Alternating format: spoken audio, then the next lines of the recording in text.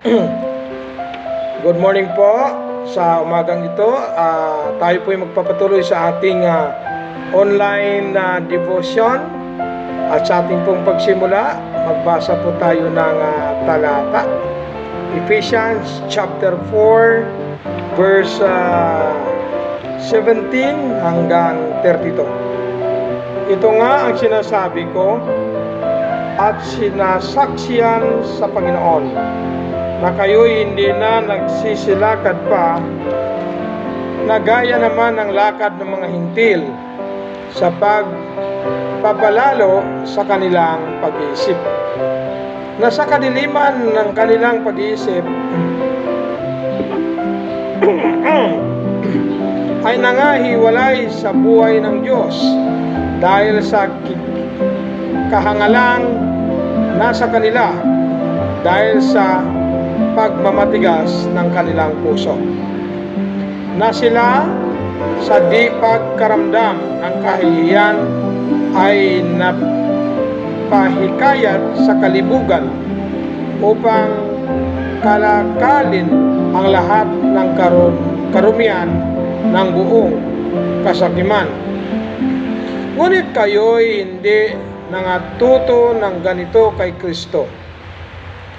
Kung tunay na siya ay inyong pinakinggan at kayo'y tinuruan sa Kanya, gaya ng katotohanan na kay Jesus, at inyong iwan tungkol sa paraan ng inyong pamumuhay na nakaraan, ang dating pagkatao na sumama ng sumama ayon sa mga kahalayan ng pagdaraya, at kayo'y magbago sa espiritu ng inyong pag-iisip, at kayo'y magbihis ng bagong pagkatao na naayon sa Diyos ay nilalang sa katuwiran at sa kabanalan ng katotohanan. Kaya nga, pagkatakwil ng kasinungalingan ay magsasalita ang bawat isa sa inyo ng katotohanan sa kanyang kapwa, sapagkat kayo'y mga sangkap na isa't isa sa atin. Kayo'y mga galit at huwag kayong mga kasala.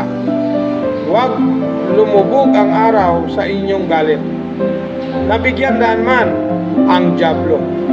Ang magnanakaw ay huwag nang magnakaw pa, bagkos magpagal na igawa ang kanyang mga kamay ng mabuting bagay, upang siya ay may maibigay sa nangangailangan.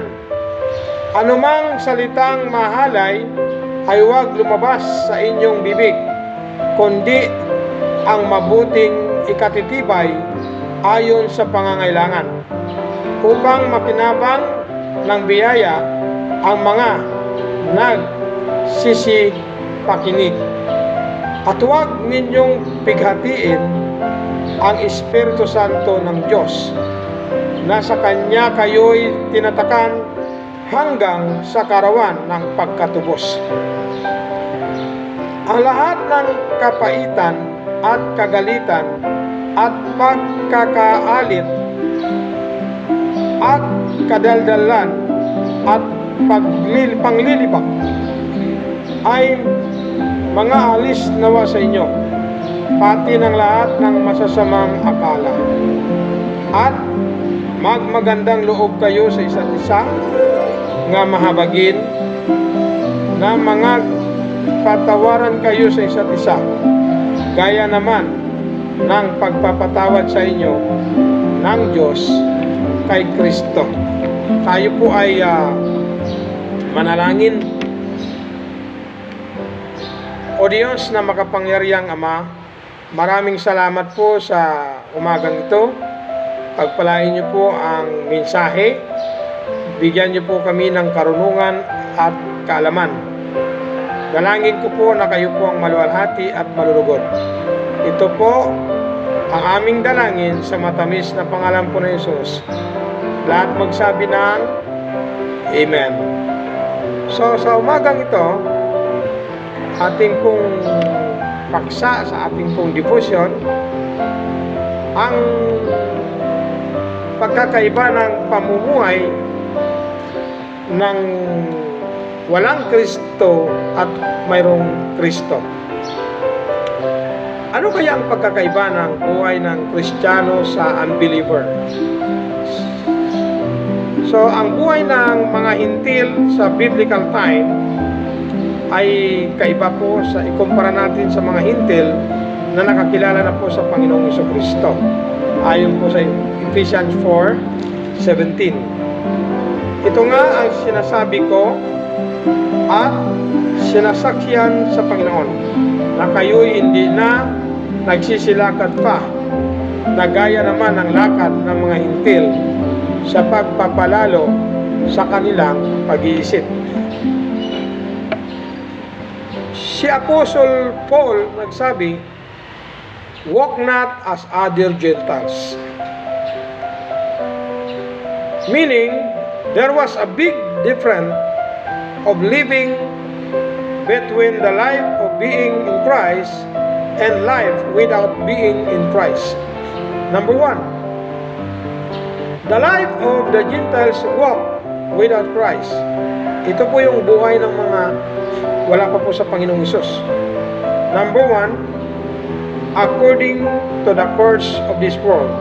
Meaning, living according to the systems of the world in the vanity of their mind. Ang kanilang buhay ay ayon po sa kung ano po yung sistema ng mundo.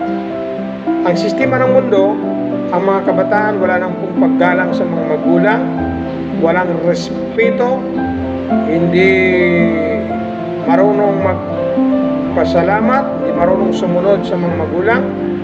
Ang mga tao ay hindi sumusunod sa batas, ang ating gobyerno, at walang panahon sa Panginoon.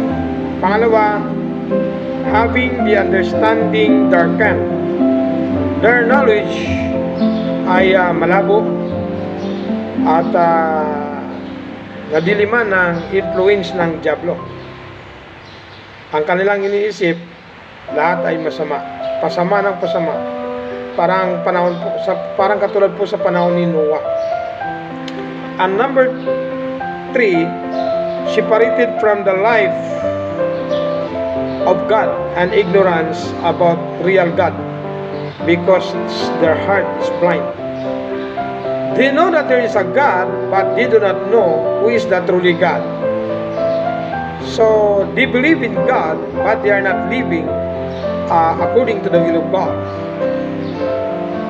They speak about God, but their life is not according to the will of God. And number 4,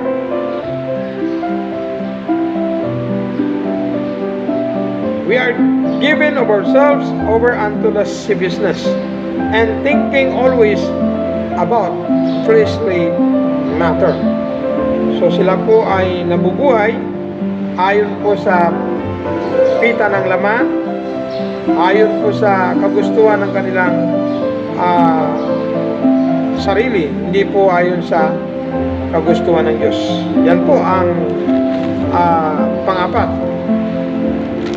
na buhay ng mga taong wala kay Kristo. Ito naman po ang buhay na mayroong Panginoong Hesus. The life of newly Christian walk in Christ. So yung number 1 po kanina is the life of the Gentiles walk without Christ. Ito po, the life of a newly Christian walk in Christ. Number 1, put off the former conversation, the old man. So dapat po mayroong pagbabago. Sabi po sa 2 Corinthians 5:17, therefore, if any man be in Christ, he is a new creature. All things are passed away, behold, all things are become new.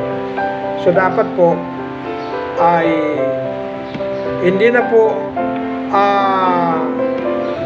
nabubuhay sa lumang pagkatao. Dapat mayroon pong pagbabago. Kung dati ay nagmumura, dapat ngayon hindi na po nagmumura. Kung dati ay masama, dapat hindi na po masama. Dati hindi marunong sumunod, dapat maging masunurin na. Kung dati ay mapagmataas, dapat po mapagpakubaba na po.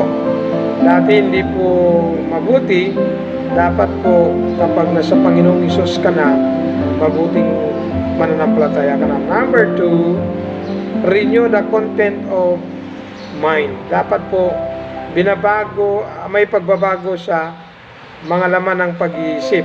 Ayon po sa Romans 12:2. Sabi po sa Romans 12:2, ang sinabi po ng Biblia ay ganito: at huwag kayong magsiayon sa sanglibutan ito, kundi mag-iba kayo sa pamamagitan ng pagbabago ng inyong pag-iisip, upang mapatunayan ninyo kung alin ang mabuti at kaaya-aya at lubos na kalooban ng Diyos. So dapat po binabago ang laman ng pag-iisip.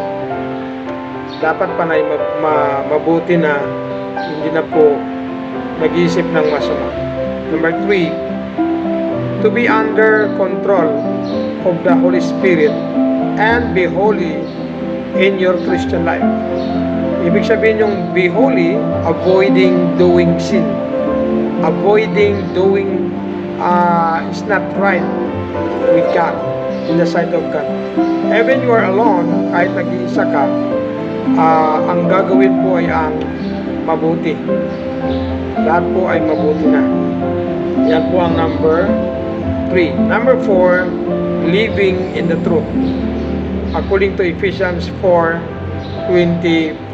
Sabi po sa Biblia, kaya nga, pagkatakwil ng kasinungalingan, ay magsalita ang bawat isa sa inyo ng katotohanan sa kanyang kapwa, sapagkat tayo'y mga sangkap na sa isa't isa.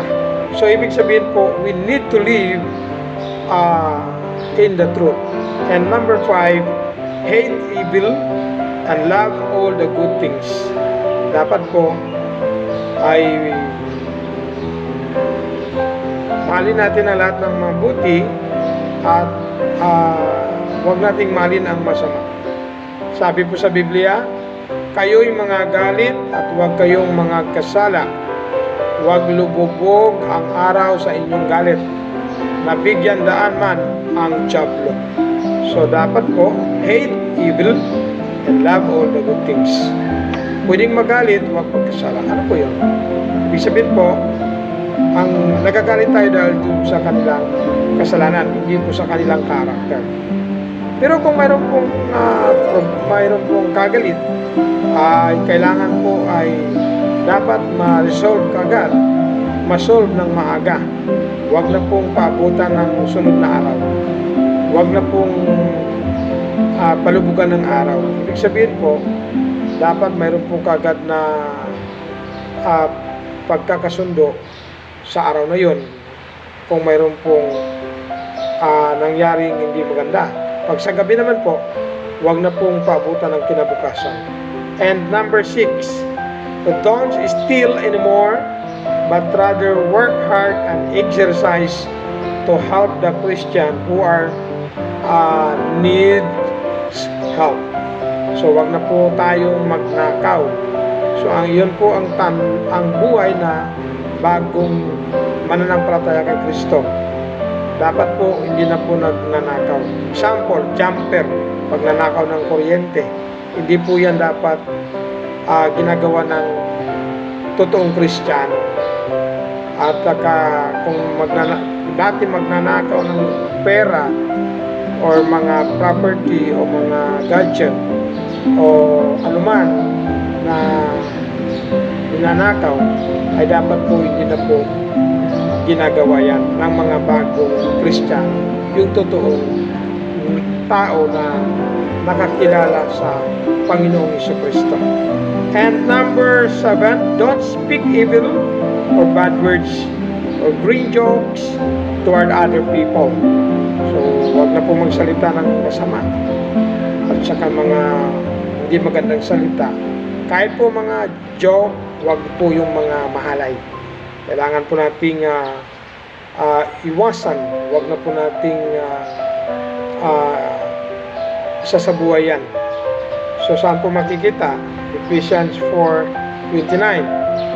Anumang salitang mahalay ay huwag lumabas sa inyong bibig, kundi ang mabuting ikatutibay ayon sa pangangailangan, upang makinabang ng biyaya ang mga nagsisipakinig. So pag Kristiyano na po tayo, ay hindi dapat lumalabas ang masamang salita sa ating mga labi, at huwag na po tayo mag-joke ng mahalay. And number 8, follow the direction of the Holy Spirit to your Christian life. Dapat paintulutan po natin mag-drive ang banal na espiritu sa ating puso. Pag nais ng espiritu na tayo magsamba tayo. Magbasa ng Biblia, magbasa. Tumulong sa kapwa, tumulong. Manalangin. At gusto ng Holy Spirit ay siya ang ating sundin, hindi po yung ating lumang pagkatao. Number 9, be a good Christian to all people. Dapat magiging mabuting Kristiyano na tayo sa lahat ng mga tao. Verse 32, at magmagandang loob kayo sa isa't isa, mga mahabagin, na mga patawaran kayo sa isa't isa, gaya naman ng pagpapatawad sa inyo ng Diyos kay Kristo. So, yun ang number 9, be a good Christian to all people. And the last, number 10, exercise the spirit of forgiveness. Dapat matuto po tayong magpapatawad kung mayroon man pong nagkakasala sa atin. Huwag po tayong magtanim ng galit.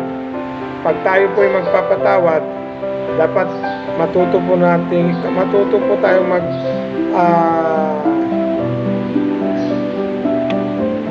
patawad, humingi man ng suri o hindi yung kagalit natin, patawarin na po natin sila.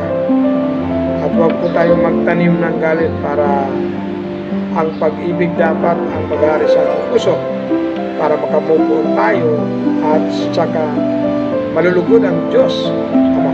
So itong buhay na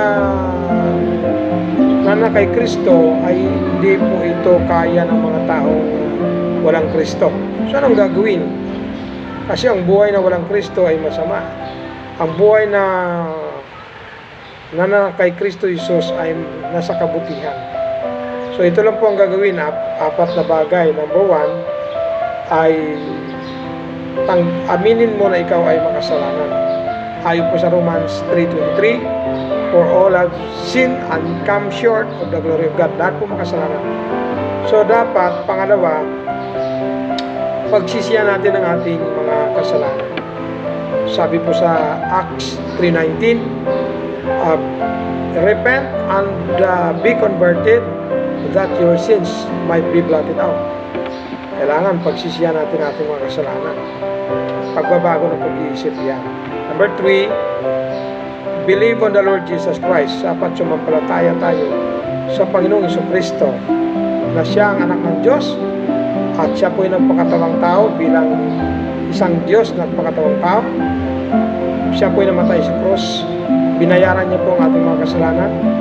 Ang kanyang dugo na ibinuhos sa cross, yan po ang naghugas at nagtubos sa ating mga kasalanan. Number 4, John 1:12, but as many as receive Him, to them give He power to become the sons of God, even to them that believe on His name. So, pang-apat, tanggapin po natin si Jesucristo sa ating puso. So, kung nais nyo pong magkaroon ng tunay na relasyon sa Panginoon, para pag tayo man po ay mabawian ng buhay pagdating ng panahon, tayo po ipupunta ng langit. Sumunod po kayo sa panalangin, hariin mo na ikaw ay tatanggap sa Panginoon. Panginoon, salamat po sa umagang ito. Patawarin niyo po ako sa aking mga kasalanan. ako po ay sumampalataya sa inyo. Ako po ay naniwala na kayo po ang Diyos na tagapagligtas. Binubuksan ko po ang aking puso. Tinatanggap ko po kayo na aking Panginoon at tagapagligtas. Ibinabalik ko po sa inyo ang aking hiram na buhay. Ito po ang aking dalangin sa matamis na pangalan po na Jesus. Amen. Congratulations sa mga sumunod o sumabay sa panalangin ng pagtanggap sa Panginoon. Sabi po sa Biblia, kapag tinanggap mo na si Jesus na iyong Panginoon na tagapagligtas, ay isinulat ng Diyos ang iyong pangalan sa langit. Lucas 10:20. But rather rejoice because your names are written in heaven. So, nawa, pagpalain tayo ng Panginoong Diyos sa ating relasyon sa Kanya. At tayo, mula ngayon, tayo po ay dapat mamuhay ng ayon sa kalooban ng Diyos. At tayo po ay manalangin pangwakas sa lahat po ng mga mayroong prayer request, may problema. Pwede po kayong sumulat dyan sa ating video at ating pong ipanalangin sa Panginoong Diyos. Naniwala po ako sa prayer. There is no impossible with God. Tayo po ay manalangin sa pangwakas. Panginoong Diyos na makapangyarihan sa lahat, maraming salamat po sa patnubay niyo po sa aming online devotion. Pagpalain niyo po lahat po ng mga members ng PCBC, lahat po ng mga sumusubaybay sa online devotion, daily online devotion with the King of Kings and Lord of Lords, the Lord Jesus Christ, our Lord and Savior, and our God. In Jesus' name I pray. Everybody says, Amen. God bless po, and mabuhay po tayong lahat.